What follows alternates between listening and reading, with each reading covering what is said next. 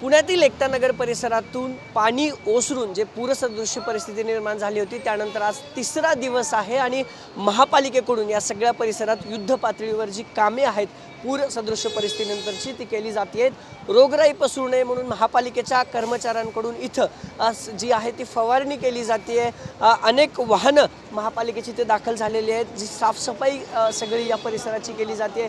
जे खराब पाणी आहे ते पाणी ड्रेनेजमधनं ते सगळं पाणी काढलं जाते। अत्याधुनिक वाहनं पुणे महानगरपालिकेच्या कर्मचाऱ्यांनी इथं आणलेली आहेत, ज्यातून ही सगळी साफसफाई जी आहे ती एकता नगर परिसरातील सोसायटीच्या असणाऱ्या ही आता केलेली जाते आणि फवारणी पूरसदृश परिस्थिती होती। 5 ते 6 फुटाच्या वर पाणी या सगळ्या परिसरात जे आहे ते साचलं होतं। ते सगळं ओसरल्यानंतर त्यानंतरची जी कामे आहेत, जी गरजेची कामे आहेत ती सगळी महापालिकेचे अधिकारी असतील किंवा इतर कर्मचाऱ्यांकडून करताना पाहायला मिळते।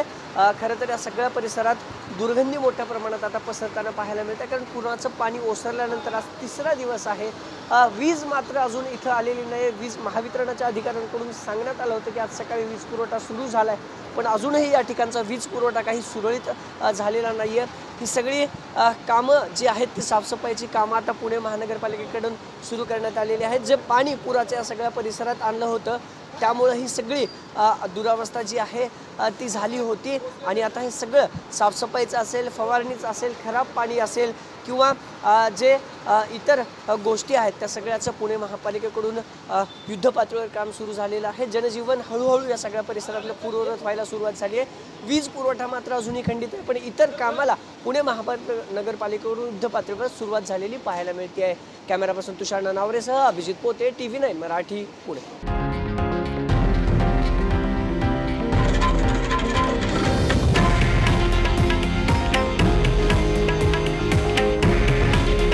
हे आहे देशातील नंबर 1 न्यूज नेटवर्क आणि आपण पाहत आहात TV9 मराठी।